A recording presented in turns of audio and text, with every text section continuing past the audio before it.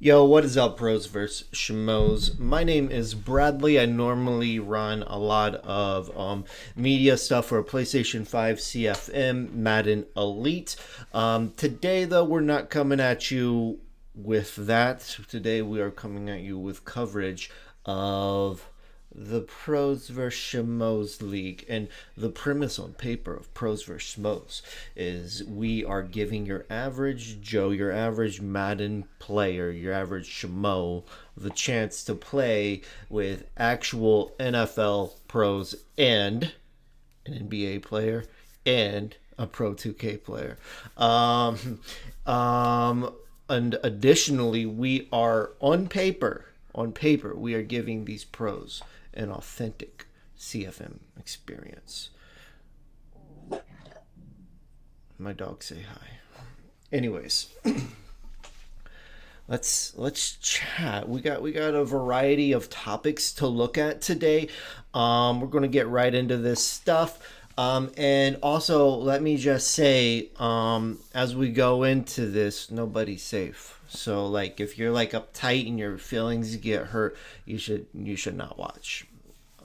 Okay, you should just not watch. Like, there are people in my own league that hate me because like I call things as I see them. So like, it's fine, it's whatever. But we're gonna chat today, and really, the only place we have to begin today is looking at the standings around the league. So let's take a moment and dive into the standings around the league. Around the league, in the AFC, my dogs say hi again. In the AFC North, the Bengals and the Browns are both tied with 6 wins. They have both the Ravens and the Steelers kind of biting at the bit with 4 wins. We do have, I believe, two pros in the AFC North. We have Quinn Cook, and as the Bengals, and we have Hollywood Brown in as the Ravens. So Quinn Cook is sitting there with 6 wins, a winning record, and then Hollywood struggling a little bit. Scrolling through the rest of the AFC North, or the rest of the AFC and the AFC East, we have the Bills beginning to separate themselves with 9 wins. One of just the absolute best teams in the league right now. And so the Bills are really having a phenomenal year. We got the Jets in at second in that division with a 6-4 record. In the AFC South, the race is a lot more tight. We have the Titans at 6 wins, Colts at 5 wins, Texans at 4 wins. The Jaguars are struggling down there with 2 wins. The AFC West, we have the Raiders at 6 wins, the Broncos at 6 wins, and then we have the Chargers down there with 4 wins.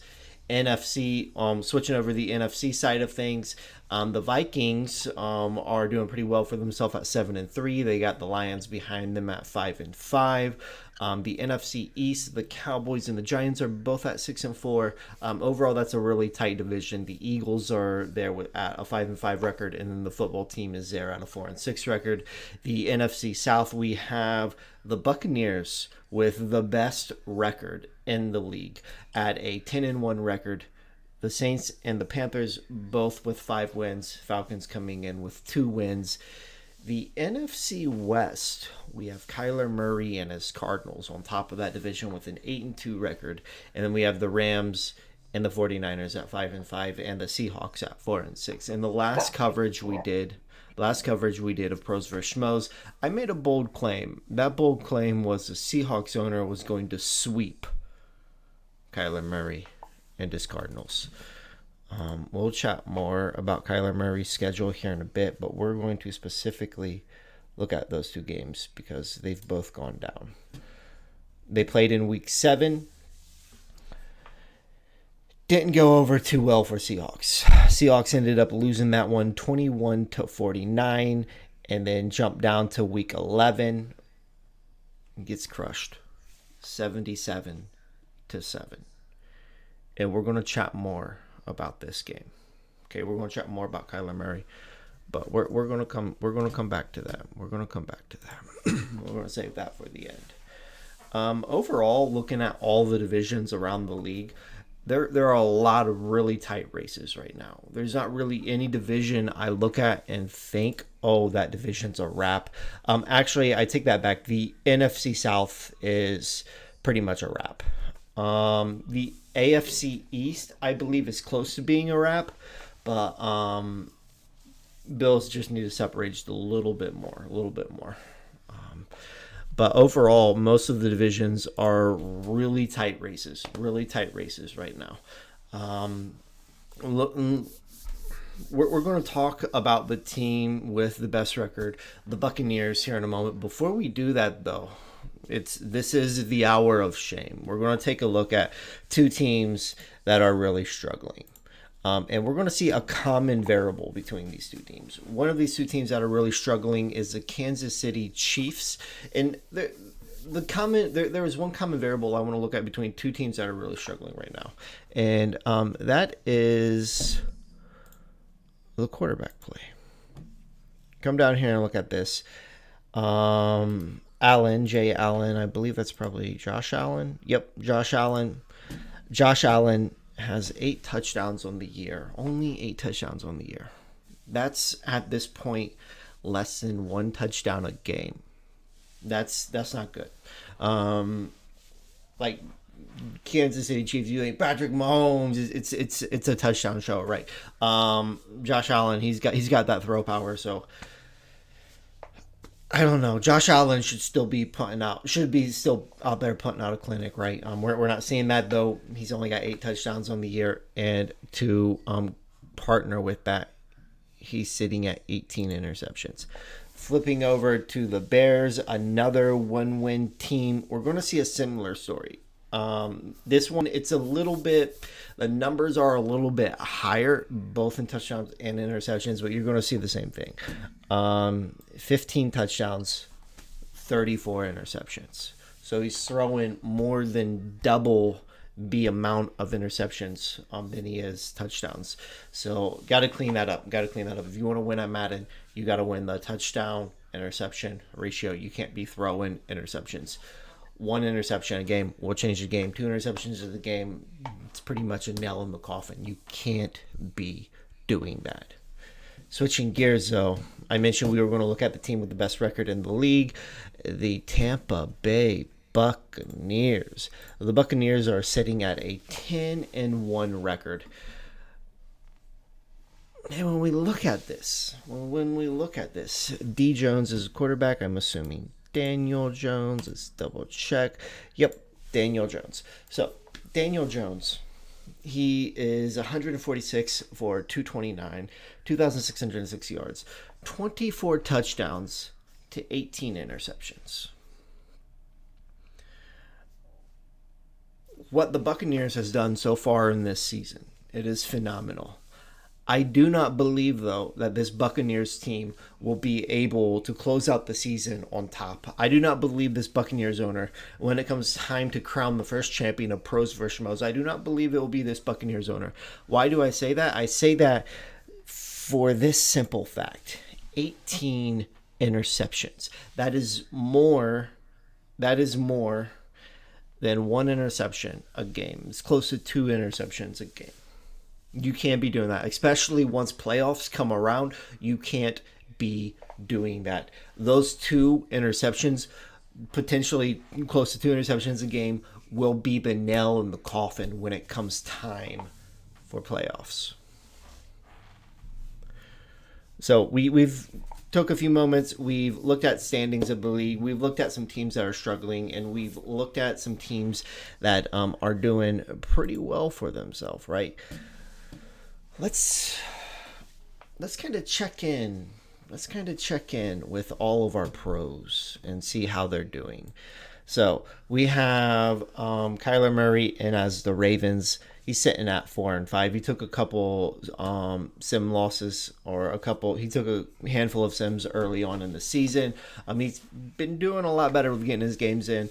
He's had some good games too, some really close games. I watched a couple of his games, and they were pretty close games. We have the Cardinals. Kyler Murray and his Cardinals. We're saving that for last. We have OFAB and his Eagles. OFAB took offense, I think, last episode we did, and me kind of calling him out, like, this guy's a pro for the sake of playing sports video games. He should be like 19-0, and anything less, we should strip him of his pro role. Since then, OFAB hasn't done too much better. OFAB and his Eagles, the pro sports gamer, is sitting at a 5-5 record. We have, I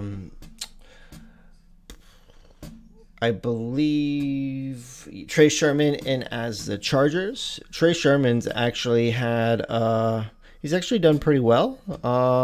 Let's see, where is he at? He did pretty well early on in the season.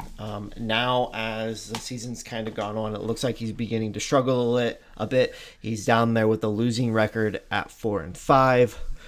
We have, let's see, Quinn Cook in as the Bengals. We kind of chatted about him a little bit already. He's tied for top in the AFC North at 6-4.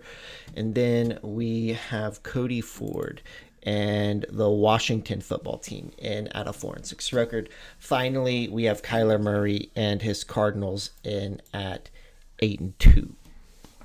Looking over this, I think there's only two of these guys with a winning record. And really only one of them has really separated themselves from the pack, and that's Kyler Murray. All of the other guys, they seem just average or below average.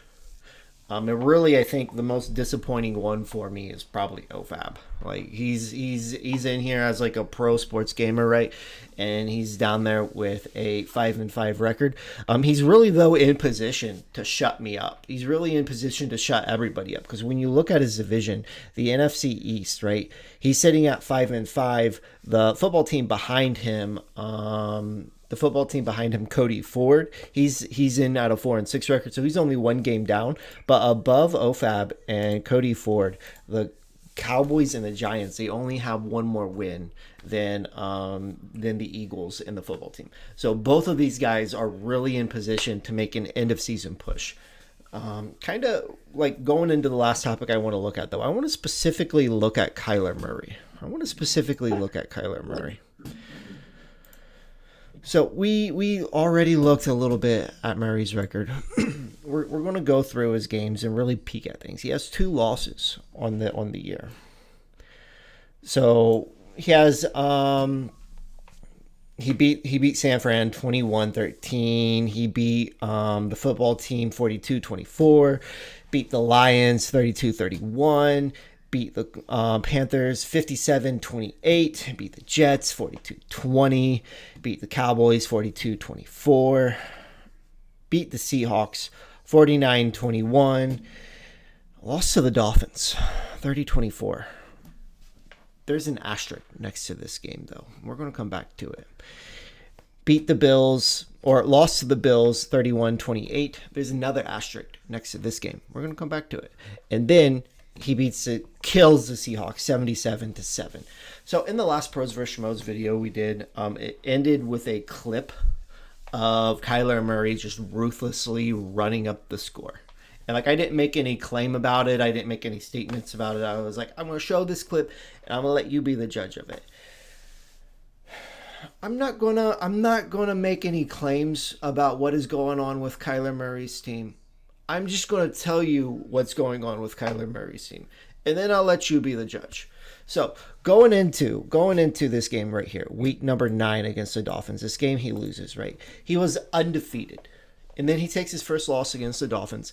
And then he takes his second loss, 2 back-to-back losses against the Bills. And then he comes out and he kills the Seahawks. The thing about these 2 losses, though, about the Bills loss and the Dolphins loss, and I'm surprised I didn't hear anything about this until last night.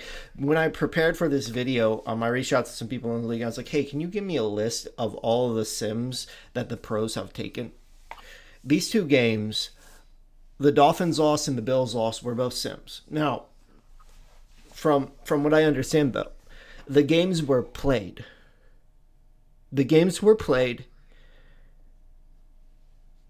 But the Dolphins and the Bills owner were both beating Kyler Murray. And Kyler Murray responds to this by quitting the game and taking the sim loss. Then he responds to these two rage quits by going into week 11 and ruthlessly killing the Seahawks 77-7.